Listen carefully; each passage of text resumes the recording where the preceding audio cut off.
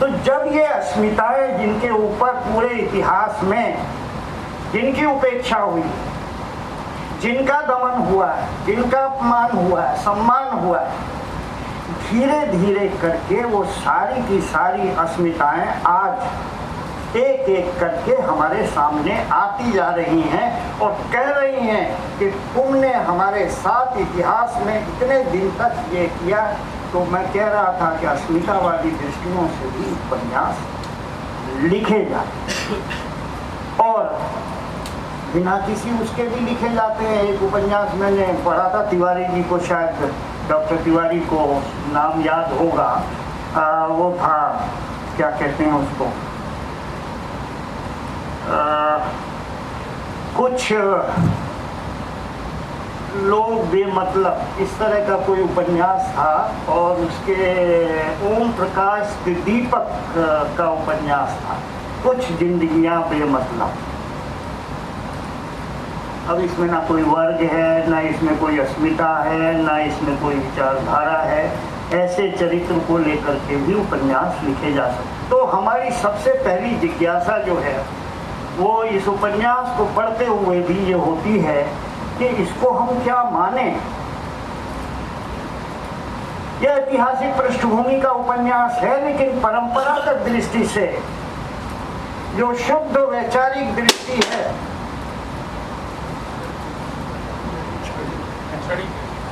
जो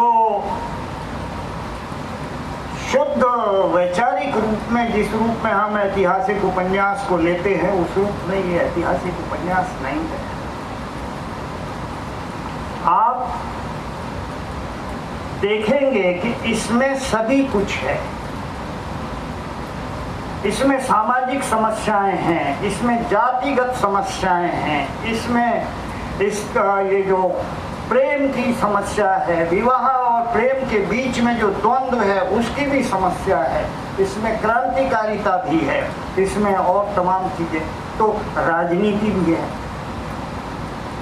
इतिहास है, राजनीति है, समाज है, जाति है, वर्ग है, किसान है, मजदूर है, तमाम लोग हैं इस उपन्यास के अंतर्गत। और ये निश्चय करना बहुत मुश्किल है कि इनमें सबसे प्रमुख कौन है।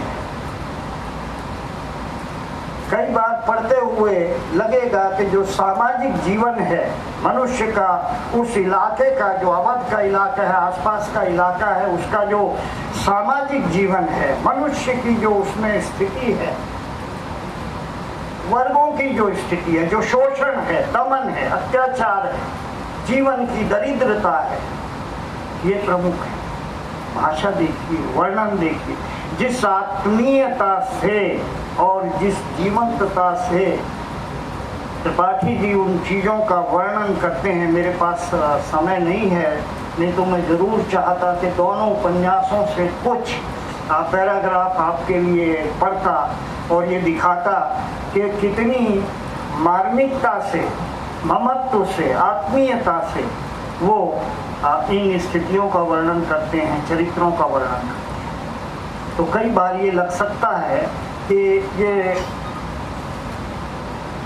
सामाजिक उपन्यास हैं, सामाजिक यथार्थ को प्रदर्शित करने वाले उपन्यास हैं।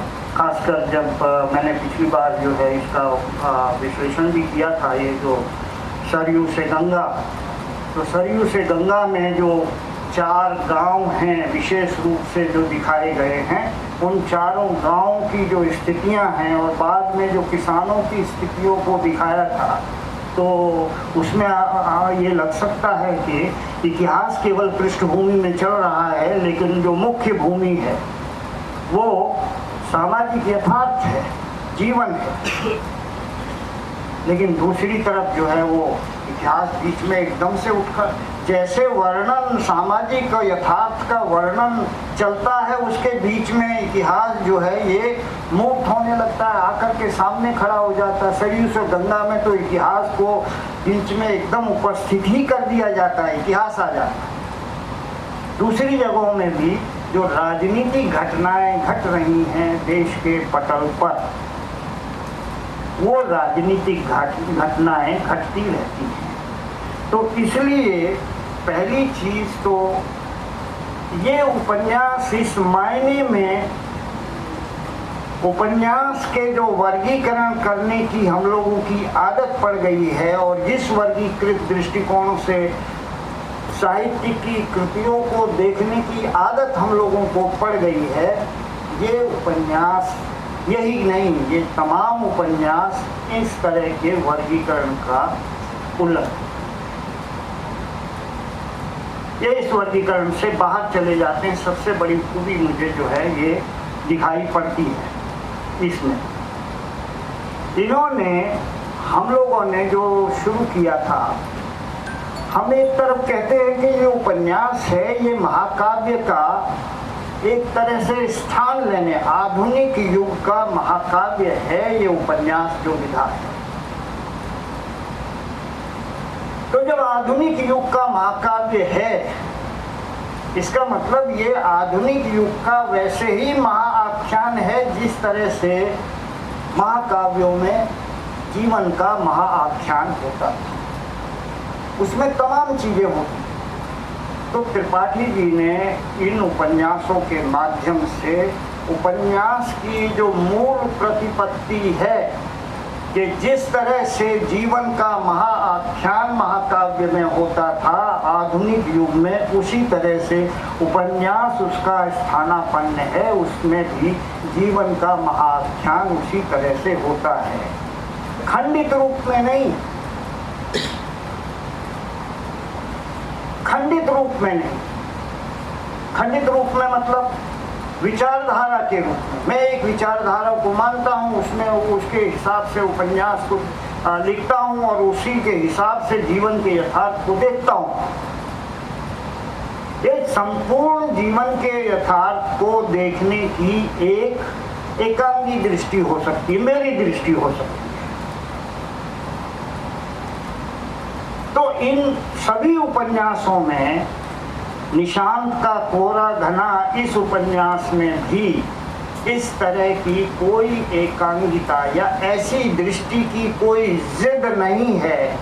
एक थोड़ी सी जिद है जिसकी चर्चा मैं बाद में करूंगा, तो वो भी एक सवाल दिमाग में उठाती है, लेकिन ज़्यादातर जो है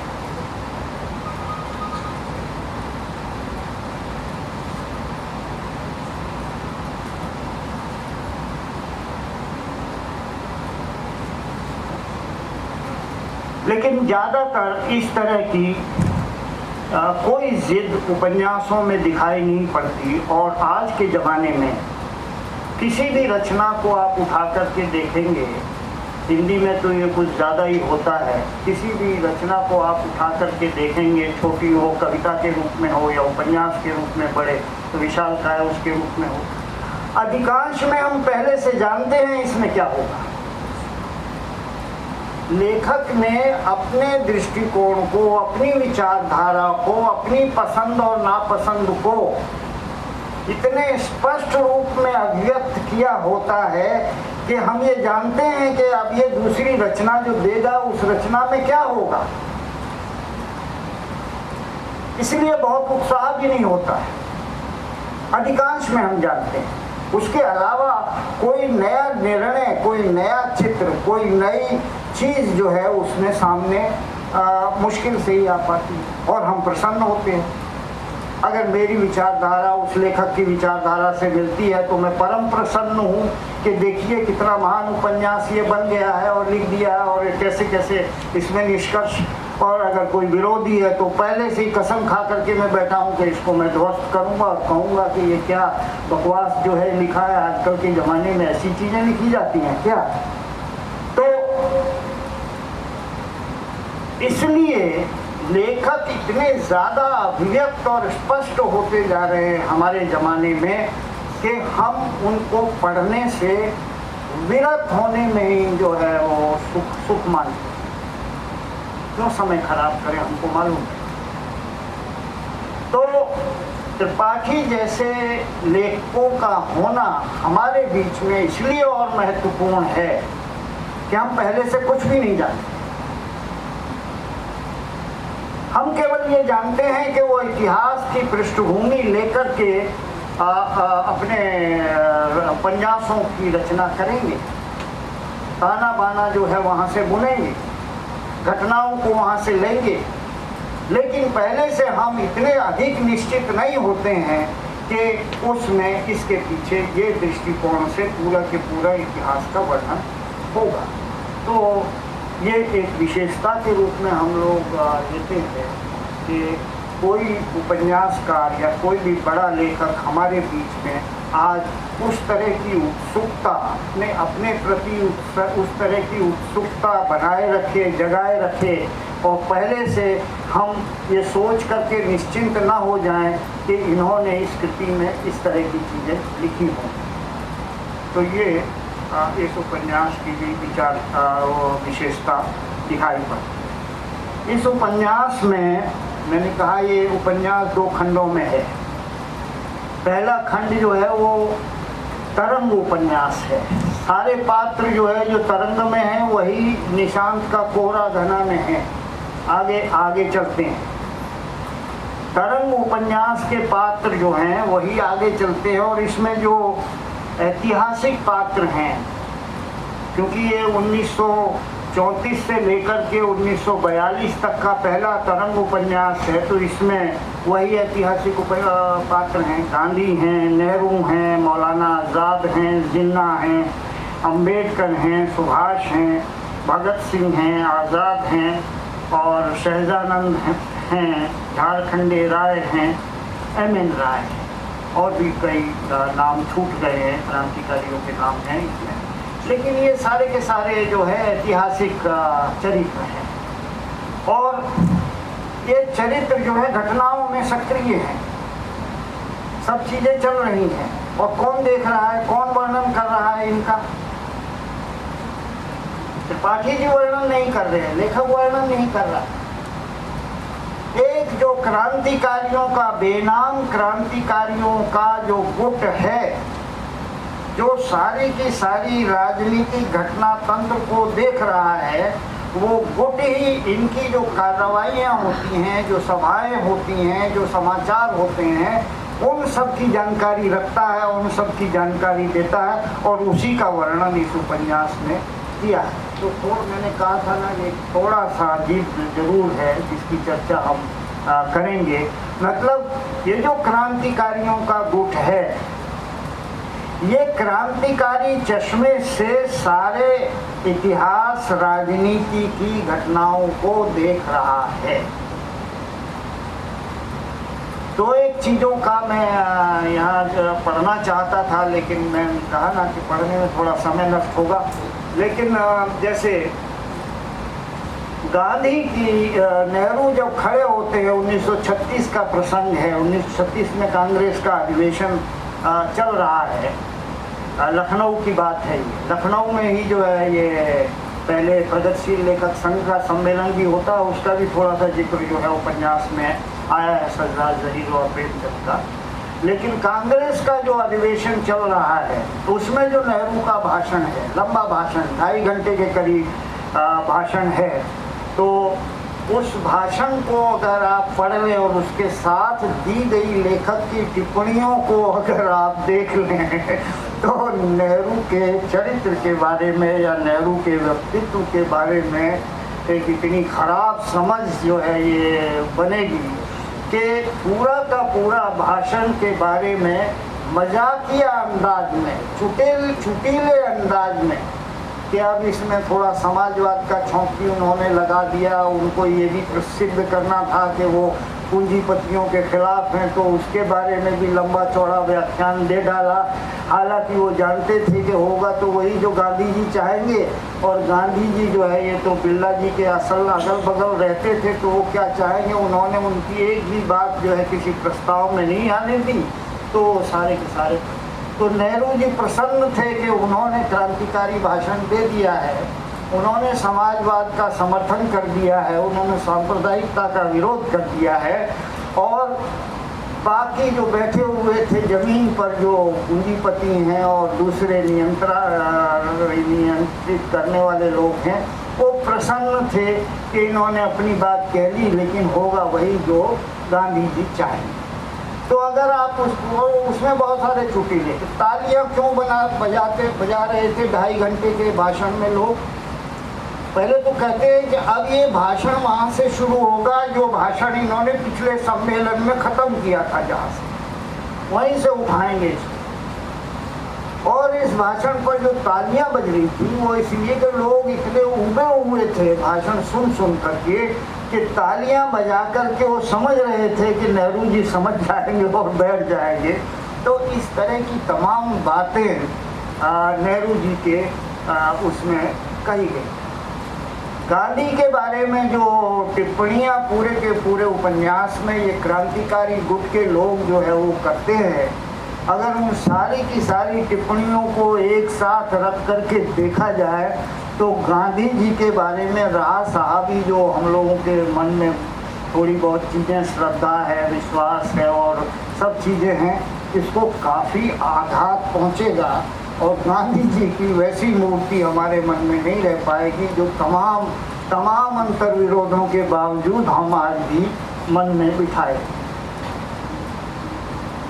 केवल एक चरित्र बचा है, बल्कि दो। एक तो अंबेडकर के बारे में इस तरह की कोई टिप्पणी पूरे उपन्यास में नहीं है, ये मैं उनसे पूछना भी चाहता था और यहाँ मेरे मन में सवाल भी उठे हैं कि अंबेडकर के बारे में उन्होंने इस तरह की ध्वंसात्मक कोई टिप्पणी नहीं की है। बाकी किसी राजनीतिक चरित्र जो है, ऐतिहासिक जो चरित्र हैं, उनको नहीं छोड़ा। तो अंबेडकर के बारे में बहुत ही विनम्रता से, बहुत ही सहज भाव से कुछ चीज़ें कही गई हैं और कुछ हवाले भी दिए गए। जैसे कि अंबेडकर ने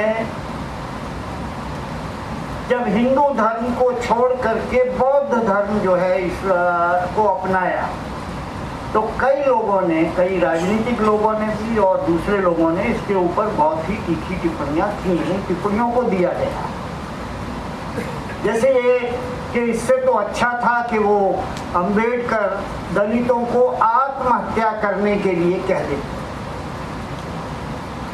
अरे एक धर्म को छोड़ करके दूसरे धर्म में जाने से कौन सा मार्ग जो है ये दलितों के लिए खुलेगा, कौन सा नया जो है ये सूर्य उनके लिए उदित होगा। तो इससे तो बेहतर था कि उनको आत्महत्या करने के लिए। लेकिन फिर भी कुल मिलाकर के अंबेडकर के बारे में इस तरह की कोई बहुत तीखी टिप्पणियाँ नहीं है। एक चरित्र है बाघमारे नाम से,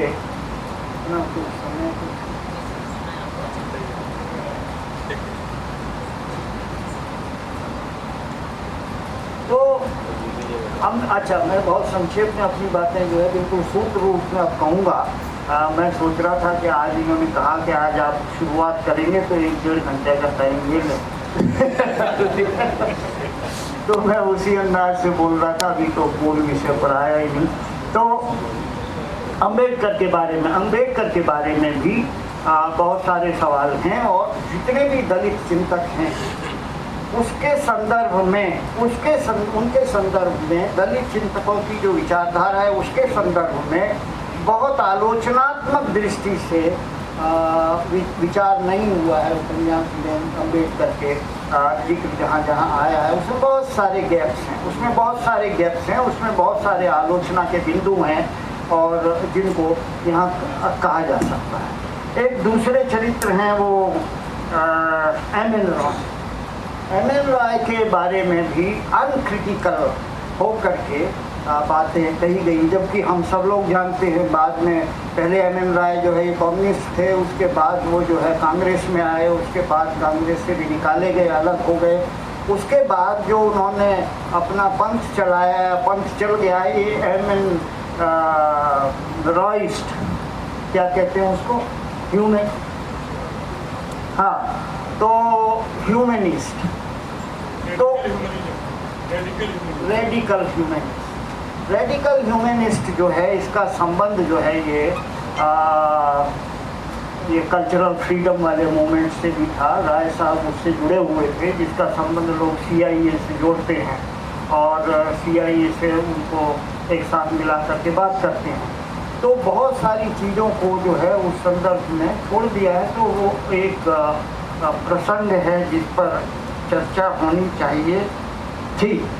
और अंत में जो बायस है, जिसको मैंने कहा था कि एक थोड़ी सी जिद उनमें तो जरूर है, हालांकि वो जिद अच्छी ही है, हम सब लोगों को पसंद है। वो जिद है हिंदुस्तान की जो क्रांतिकारी धारा रही है स्वाधीनता संग्राम की, उसके प्रति बहुत ही बेहद ममत्व की जो भावना है, एकदम अनक्रिटिकल, एकदम अनक्रिटिकल। ऐसा लगता है कि उनकी तमाम जो कार्रवाइयाँ हो रही हैं, जो डकैती डाल रहे हैं, जो हथियार संग्रह कर रहे हैं, जो थानों पर आक्रमण करके हथियार छीन करके जमा कर रहे हैं, पैसा जुटा रहे हैं और दूसरी तमाम चीज़ें कर रहे हैं, मतलब इस आपाधापी में और इस गुप्त जो कार्रवाइयाँ चल रही हैं, तो जब हमारे यहाँ किसी को भाई जीवन देने से बड़ी तो कोई शहादत हो नहीं सकती। आदमी अपने जीवन को दांव पर लगा करके जब कुछ करता है तो आप उसकी कैसे आलोचना, लेकिन फिर भी मेरे हिसाब से उसको भी थोड़ा क्रिटिकल होकर के देखने की ज़रूरत थी।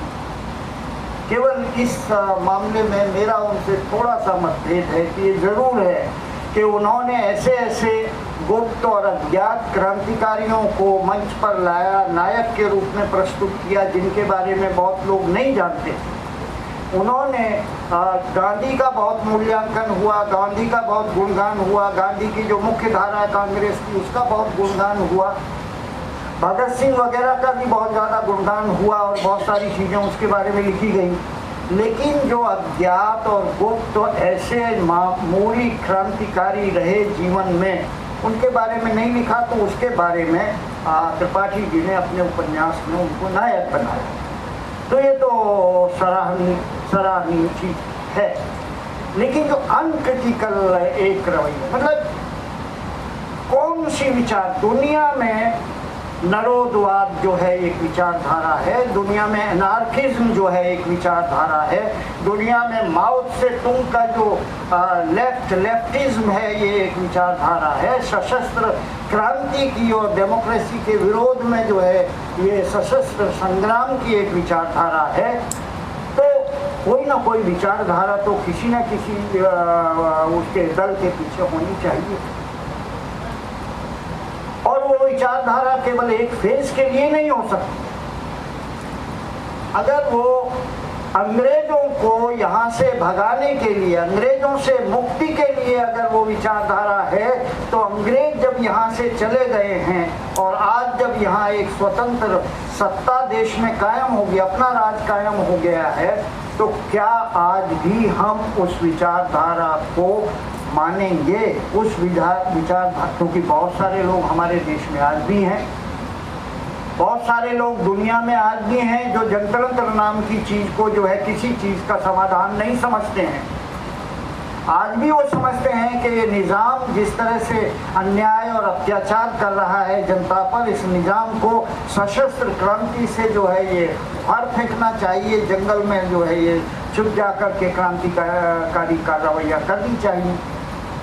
मैं केवल ये कह रहा हूँ कि क्रांति के विचार के प्रति भी एक सैद्धांतिक, एक आलोचनात्मक रवैया होना चाहिए था। और त्रिपाठी जी इसमें बिल्कुल समर्थ हैं कि वो इस तरह के, क्योंकि उन्होंने तमाम राजनीतिक जो विचारणाएं हैं, तमाम जो राजनीतिक कार्रवाइयाँ और जो नेतृत्व है उसकी आलोचना की है, कड़े शब्दों में आलोचना, उनकी विचारधारा की आलोचना की है।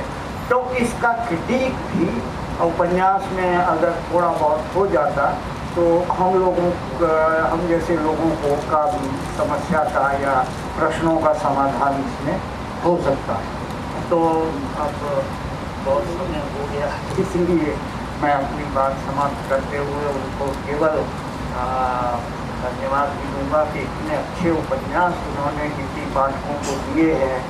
इतने दिन बाद ऐसी महाकाव्य, इतनी महाकाव्यात्मक रचनाएं हमको पढ़ने को मिलती हैं, जो महाआख्यान वाली रचनाएं पढ़ने को मिलती हैं, जैसी रचनाएं हिंदी में कम दिखाई पड़ती हैं। दशकों में एक आध ऐसी चीज लिखी जाती है और उन्होंने लगातार 4 या 5 उपन्यास इस तरह के लिखे।